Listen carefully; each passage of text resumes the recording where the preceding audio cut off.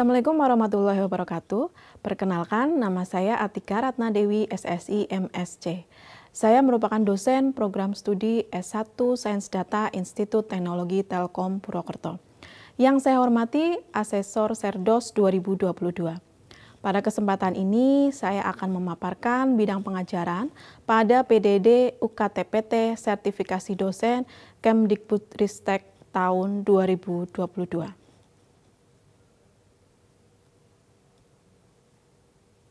Dalam proses belajar mengajar, saya menggunakan pendekatan DIA, di mana D adalah delivery yang merupakan apa yang akan dibawakan dalam mata kuliah yang diampu. Sedangkan I adalah interaction, bagaimana menjalin interaksi dalam proses belajar mengajar kepada mahasiswa. A adalah assessment, bagaimana mengukur penilaian kinerja mahasiswa secara objektif di kelas. Delivery. Dalam pemaparan ini, saya menggunakan mata kuliah Kalkulus 1, di mana kode mata kuliah adalah SD 21101 dengan bobot SKS adalah 3 SKS di program studi S1 Sains Data. Mata kuliah Kalkulus 1 ini diajarkan pada semester ganjil, yaitu semester 1. Deskripsi mata kuliah Kalkulus 1. Kalkulus adalah disiplin ilmu yang merupakan bagian dari matematika yang bahasan utamanya adalah diferensial dan integral.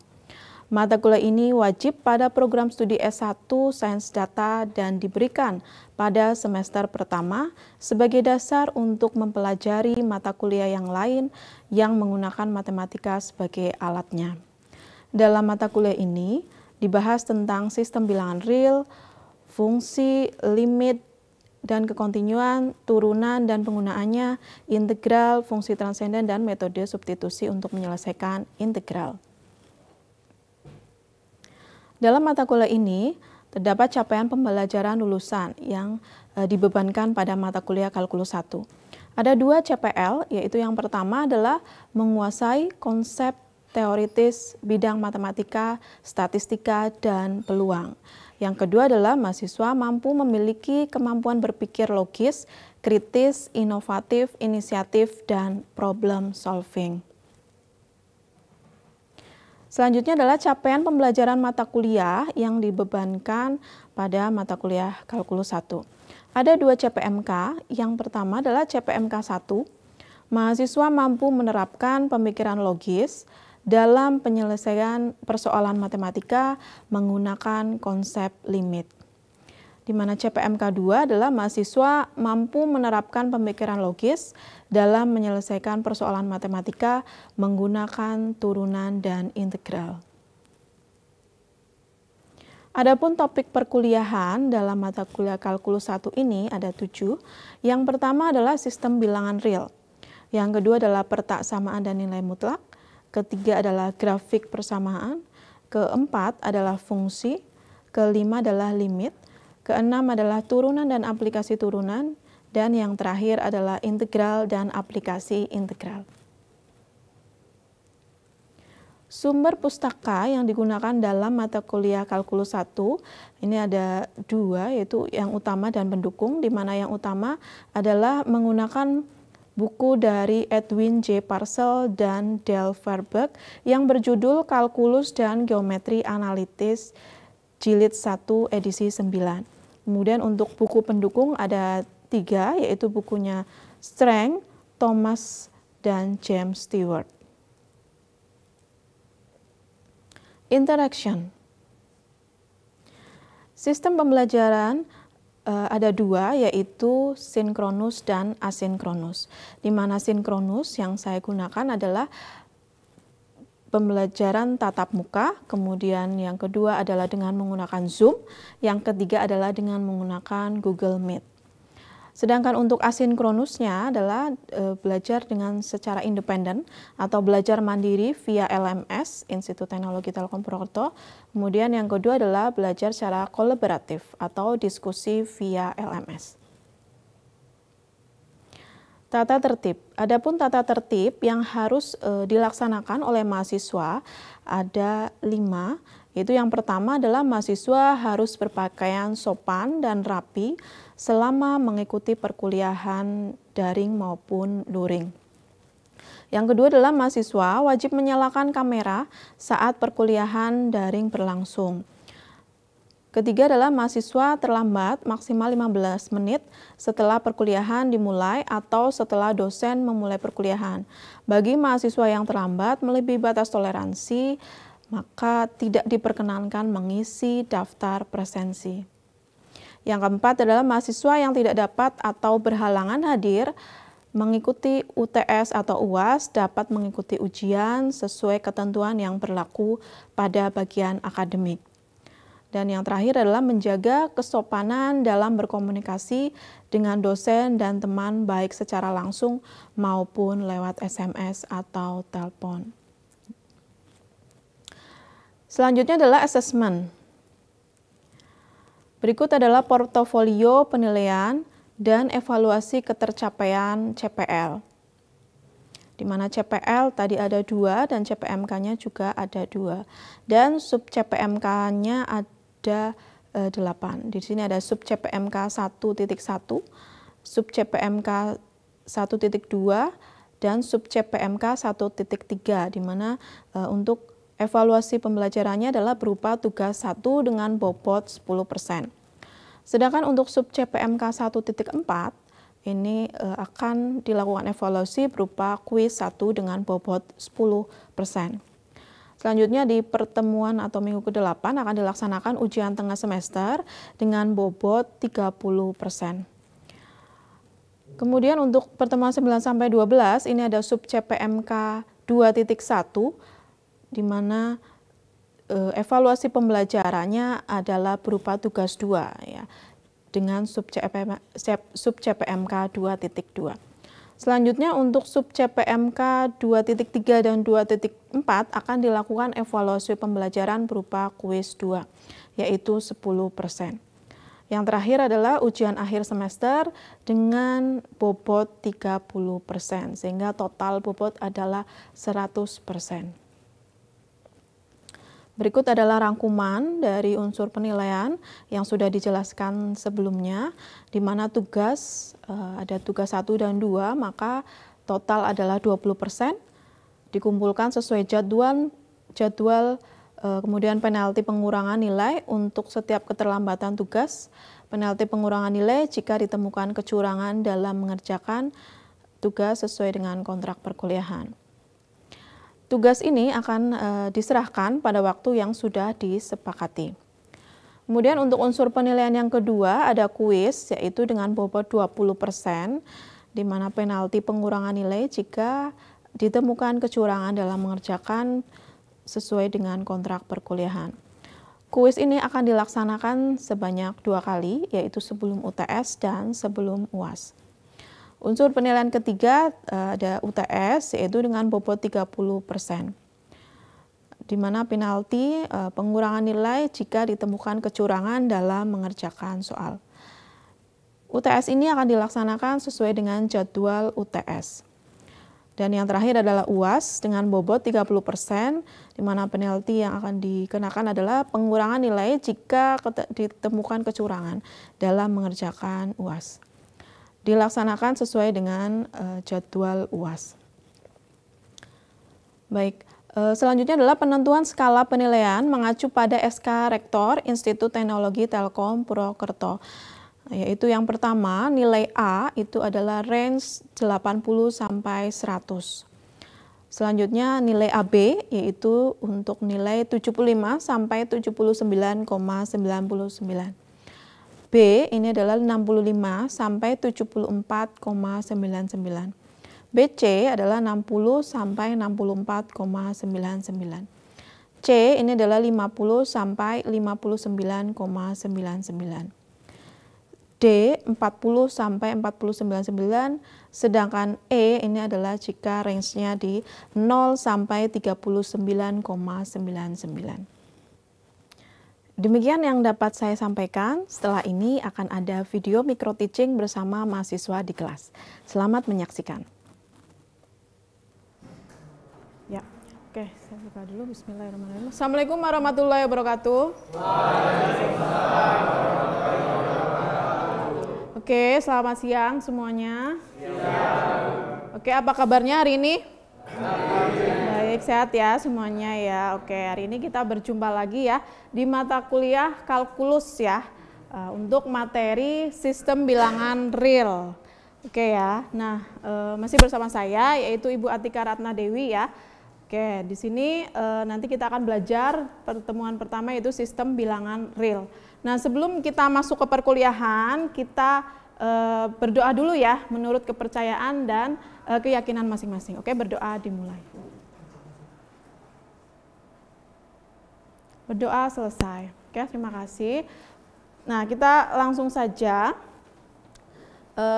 Untuk yang pertama, tujuan pembelajaran dulu ya. Kita belajar sistem bilangan real ini sebenarnya untuk apa sih? Jadi, ini adalah termasuk dalam CPMK 1 ya. CPMK 1 ini bunyinya adalah mahasiswa mampu menerapkan pemikiran logis atau C3 ya tingkatannya dalam menyelesaikan persoalan matematika menggunakan konsep limit. Nah, kemudian diturunkan lagi menjadi sub CPMK 1.1. Ini adalah mahasiswa mampu menjelaskan sistem bilangan real persamaan nilai mutlak ya, C2. Oke. Baik, kita langsung masuk ke materinya yaitu adalah sistem bilangan real. Nah, sistem bilangan real ini ada di sini di himpunan bilangan real ya. Nah, kita lihat dulu untuk bagan sistem bilangan. Ini yang pertama, bagan sistem bilangan ini bisa terlihat ya, yaitu ada himpunan bilangan kompleks. Itu himpunan yang terdiri dari bilangan real dan bilangan imajiner. A-nya ini adalah bilangan real ya. Kemudian B bilangan real juga, I-nya adalah himpunan bilangan imajiner masuknya ya. Oke. Nah, himpunan bilangan imajiner ini adalah isinya bilangan di bilangan imajiner ya. Di mana bilangan imajiner ini kita simbolkan dengan simbol I kuadrat ya. Atau nilainya adalah negatif 1 ya. Atau kalau kita ambil I saja berarti dia adalah akar dari negatif 1 ya. Oke, nah tadi bilangan kompleks ya, isinya adalah himpunan bilangan real ini ya. Nah, himpunan bilangan real itu terdiri dari bilangan copot. Dilanjutkan aja nanti itu ya. Oke, kita lanjutkan ya. Ya, ini himpunan bilangan real ini tadi terdiri dari himpunan bilangan irasional dan himpunan bilangan rasional ya. Himpunan bilangan rasional itu adalah isinya bilangan rasional, bisa kita simbolkan sebagai Q ya, di mana didefinisikan sebagai atau bisa dituliskan menjadi bentuknya adalah A per B ya. B-nya tidak boleh sama dengan 0. Kenapa? Kalau 0 maka dia tidak terdefinisi. Ya, jadi tidak boleh sama dengan 0 B-nya ya. Oke, ini himpunan bilangan rasional. Kemudian yang bilangan irasional ini adalah himpunan bilangan yang selain bilangan rasional ya. Contohnya adalah akar 2, akar 3, pi dan e ya. Itu ya. Nah, untuk yang rasional ini adalah tadi kan bisa dibentuk menjadi A per B ya. A per B, di mana B-nya itu tidak boleh sama dengan 0. Nah, ini contohnya. 13/4, ini A-nya, ini B-nya ya. Nah, ini terbentuk 13/4 jadinya 3,25. Nah, ini juga sama. Nah, ini bentuk dari yang rasional ini bisa disajikan dalam bentuk yang desimal terputus. Ini masuk yang rasional. Atau contoh lagi 2/3 itu 0,666 dan seterusnya. Nah, dia walaupun tak terputus tapi dia berulang ya, dia masuk yang rasional juga. Nah, contoh lagi 28/11 ini adalah 2,5454. Nah, ini juga sama ya, berulang ya, tapi tidak terputus. Nah, tapi masuknya adalah yang rasional. Jadi bisa dicirikan bahwa dia bentuknya desimal terputus, desimal tak terputus namun yang berulang. Nah, contoh dari yang irasional ini tadi adalah akar 2. Akar 2 kalau kita tarik dengan menggunakan kalkulator, ini adalah 1,4 sekian ya. Dia berulang terus tapi ngacak ya. Maka dia desimalnya tak terputus dan tak berulang. Ini juga akar 3 juga sama ya, pi gitu ya. Nah, dia tidak berulang tapi ngacak ya. Sehingga masuknya adalah ke irasional. Bisa dipahami perbedaan rasional dan irasional? Bisa ya. Oke. Baik, tadi masuk ke yang rasional. Selanjutnya, himpunan bilangan rasional bisa kita pecah ya, terdiri dari himpunan bilangan pecahan atau desimal ya. Oke, dan himpunan bilangan bulat. Ya. Himpunan bilangan bulat ini terdiri dari bulat negatif, 0 dan bulat positif ya. Nah, kalau 0 digabungkan dengan himpunan bulat positif ya, maka akan menjadi himpunan bilangan cacah ya, dari 0, 1, 2, 3, 4. Nah, bilangan bulat positif bisa disebut juga dengan himpunan bilangan asli, betul ya. Jadi mulainya dari 1, 2, 3, 4 dan seterusnya. Gitu ya. Oke. Next. Nah, dari sini berarti sistem bilangan real ya. Ini adalah sistem bilangan real, ini himpunan bilangan real yang disertai operasi penjumlahan dan perkalian. Ini sistemnya ya, dan memenuhi aksioma tertentu ya. Oke, nanti kita gambarkan di sini dengan menggunakan diagram Venn ya. Nah, ini ada bilangan asli, kita simbolkan sebagai N ya. Oke. Ya, bilangan asli N. Tadi kan sama saja bilangan bulat positif ya. Itu nilainya atau bisa kita sebutkan yaitu 1, 2, 3 dan seterusnya. Kemudian yang lebih besar lagi adalah himpunan bilangan bulat ya, atau disimbolkan dengan Z. Kemudian ada lagi yang lebih besar lagi yaitu Q, bilangan rasional, dan yang paling besar adalah himpunan bilangan real atau simbolnya adalah R ya, himpunan bilangan real. Gitu ya. Oke. Ini bagannya. Kita masuk ke sifat-sifat bilangan real ya. Yang pertama adalah sifat urutan trikotomi. Ya, yang pertama adalah trikotomi. Nah, jadi definisinya, jika X dan Y adalah suatu bilangan, maka pasti berlaku salah satu dari X-nya kurang dari Y, atau X-nya lebih dari Y, atau X sama dengan Y. Ya, dia kurang dari, lebih dari, atau sama dengan. Ya, itu namanya trikotomi.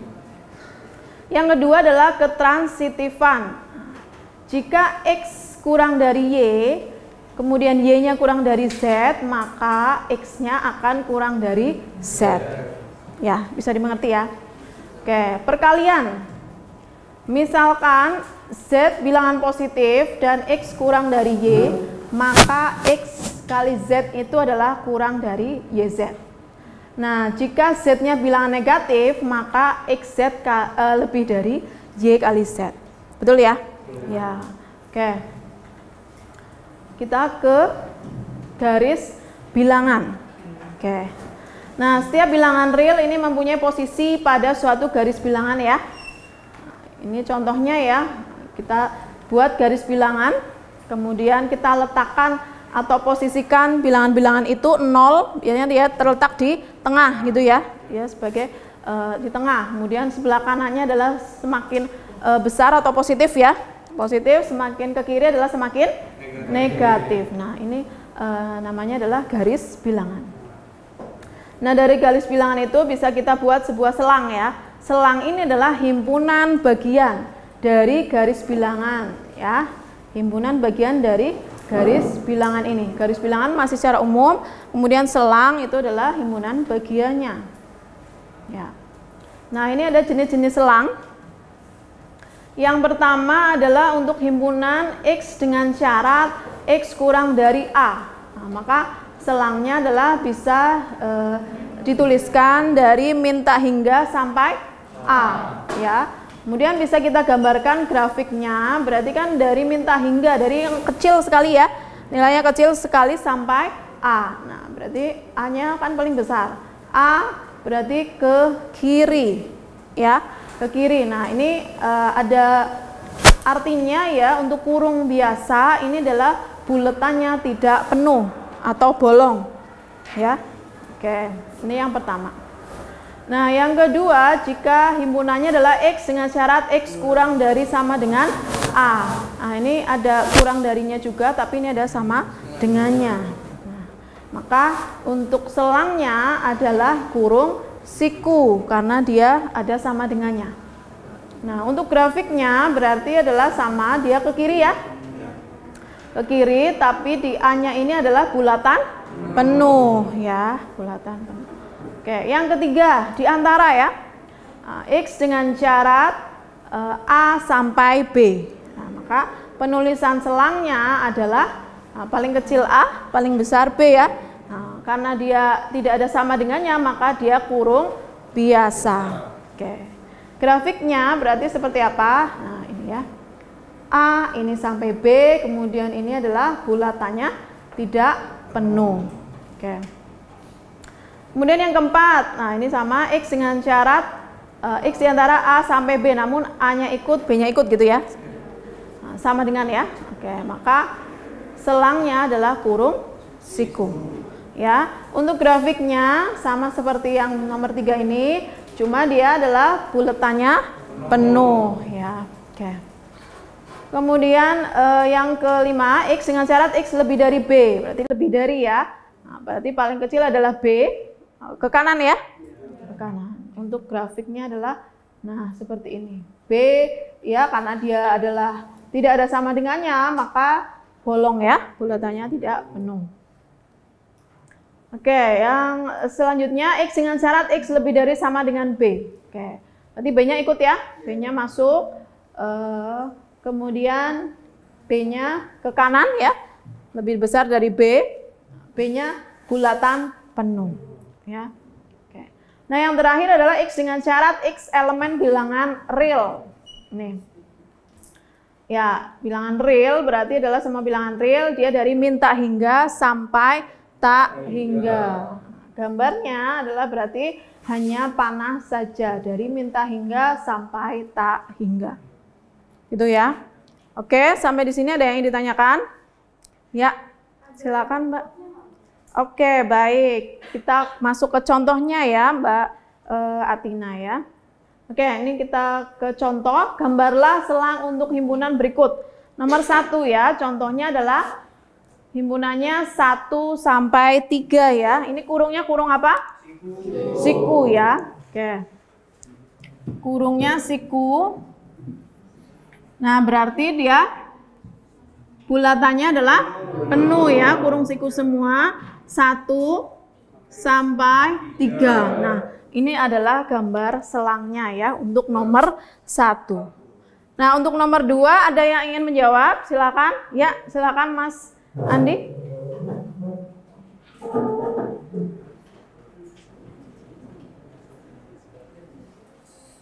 Oke, silakan.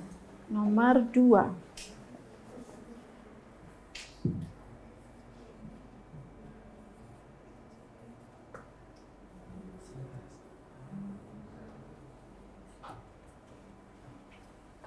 Ya, oke. Terima kasih Mas Andi. Baik, kita bahas dulu ya. Ini adalah himpunannya dari 1 sampai 3 juga ya. Namun kurungnya di 1 adalah kurung biasa, ini kurung siku ya. Berarti yang untuk yang bilangan 1-nya adalah bolong ya, tidak penuh. Kemudian 3-nya adalah penuh. Betul ya? Jawaban dari Mas Andi. Oke, terima kasih. Good, Mas Andi. Terima kasih. Kita ke tugas ya. Apabila tidak ada pertanyaan lagi, berarti kita yang terakhir adalah tugas ya. Itu silakan nanti dikerjakan. Gambarlah selang untuk himpunan berikut. Nomor 1, 2, 3, 4, 5 ya. Nah, tugasnya nanti bisa dikumpulkan di LMS ya untuk minggu depan. Paling lambat dikumpulkan minggu depan ya. Ya, ditulis di buku tulis, kemudian di-scan, kemudian dikumpulkan ya PDF, dikumpulkan di LMS. Ya, gitu ya. Terima kasih. Saya Ari dulu berarti pertemuan kita di siang hari ini ya. Terima kasih atas perhatiannya. Mohon maaf apabila Ibu dalam menyampaikan perkuliahan hari ini ada kesalahan ya. Selamat siang, wabillahi taufiq wal hidayah. Wassalamualaikum warahmatullahi wabarakatuh. Waalaikumsalam warahmatullahi wabarakatuh. Demikian deskripsi singkat terkait pembelajaran mata kuliah Kalkulus 1 untuk Prodi S1 Sains Data, Fakultas Informatika Institut Teknologi Telkom Purwokerto. Semoga dapat memberikan gambaran mengenai kinerja pengajaran yang saya lakukan, khususnya di mata kuliah Kalkulus 1, Institut Teknologi Telkom Purwokerto. Terima kasih. Wassalamualaikum warahmatullahi wabarakatuh.